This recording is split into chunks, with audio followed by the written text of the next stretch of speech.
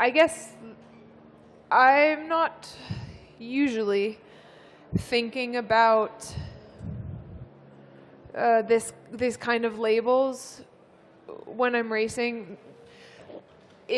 Sometimes I'm thinking in slalom, I know my level of slalom skiing. When it's good, I know what's possible.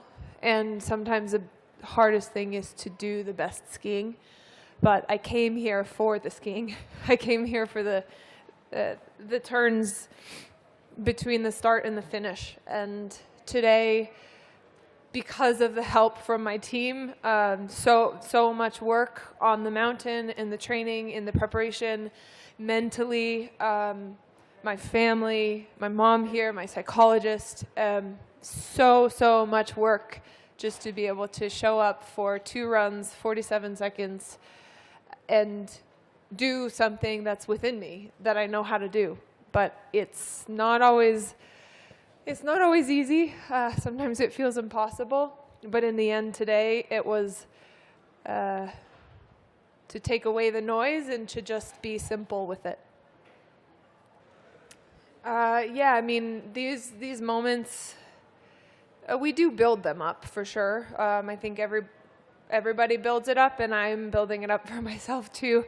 Like I said, the biggest task today was to simplify and focus on the skiing.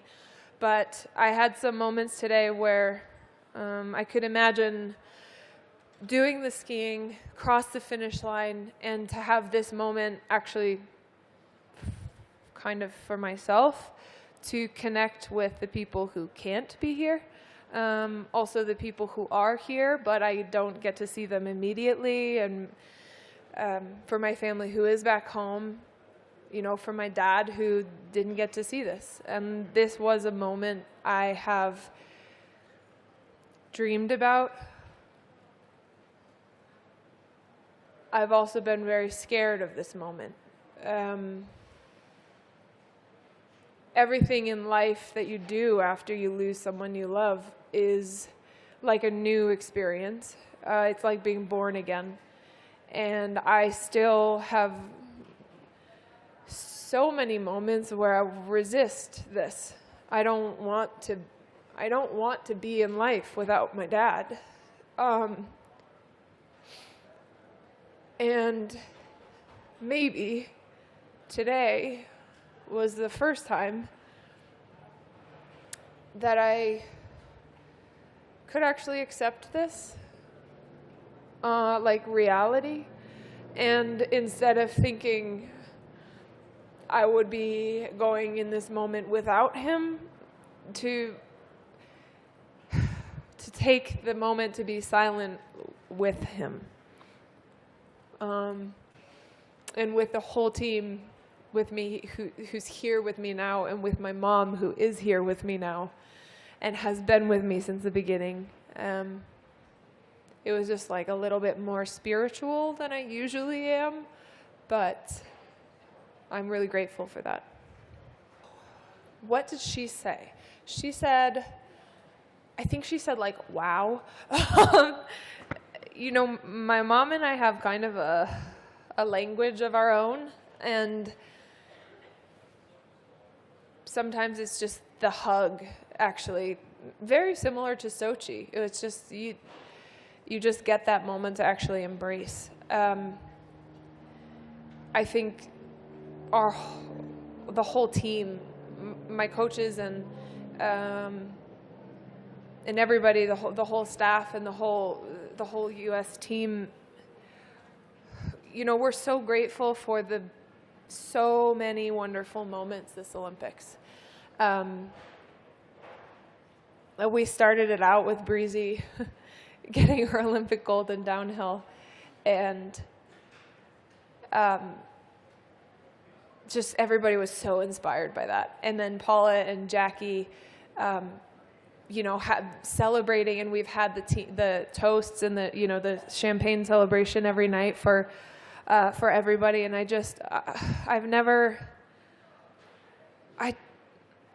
don't want to say never. Our team is so strong. We have so many incredible athletes and teammates and friends, and and everybody just showed up with so much courage and heart here, and I'm so proud to be part of this American team. As far as like sort of narratives outside what's reality, I knew after the team combined that there would be some stories out there that would be really frustrating to look at, because it's just not the reality of the sport.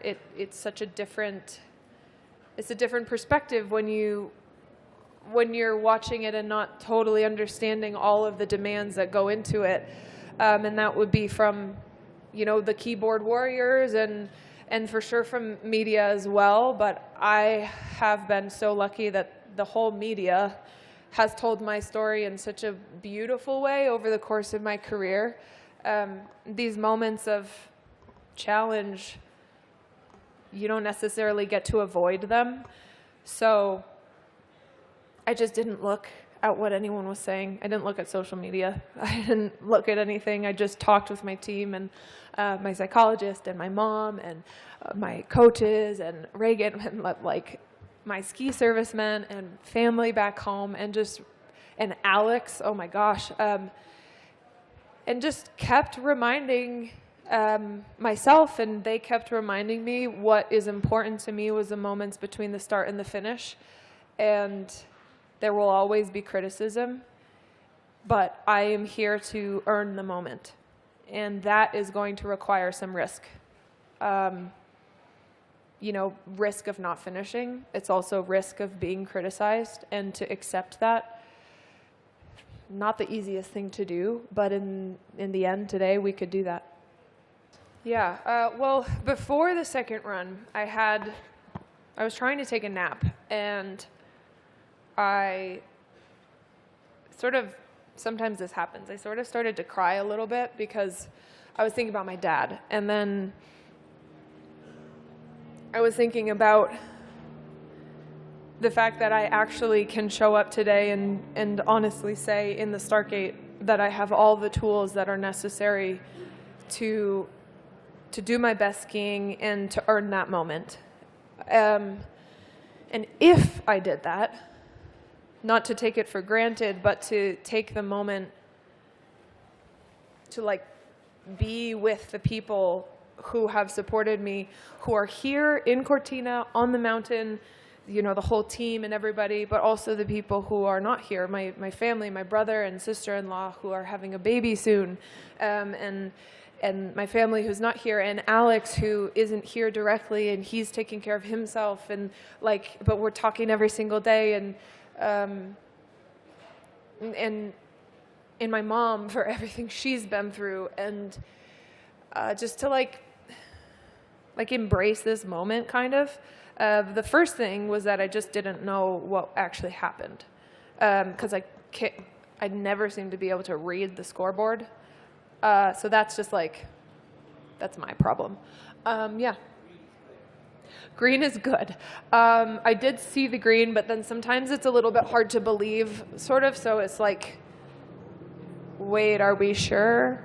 Because it would be embarrassing to celebrate and have that not be real, you know? Yeah, it's just these moments for me that takes so long, takes years to process what that actually means. So I just wanted to take that moment and communicate in my heart and in my mind with the people who have been there, and thank them. No, yeah, I wrote that like 3 days ago. Manifesting, I guess. I've been working a lot with my psychologist these days and with my whole team. It's been one big happy family of like understanding psychology and understanding what's important to me, and I've been much more externally like vocal to myself than usual. Normally I don't really talk to myself in this way, but I've had to be actually like like loud with myself to say, you want a big mentality, you want to earn the moment, you want to do this skiing, you are like, you want to be, you want to be there. Like you want to be in that start gate, and then you want to take on the course ahead of you. And sometimes it's just like this fear comes out in the moments you want it to be not there. So this post, yeah, I wrote it to myself 3 days. It was just something, it was like a journal kind of thing, but then it just kept evolving, and I'm like, this is actually everything that I want to feel. And if it doesn't happen, it doesn't happen. But I also want to be able to accept that. So yeah, little manifesting moment. I don't think I would say too much. Like, what I want is to know what the future holds. I want to know, I want to have certainty. Like, I would have given anything today to be certain about what was going to happen.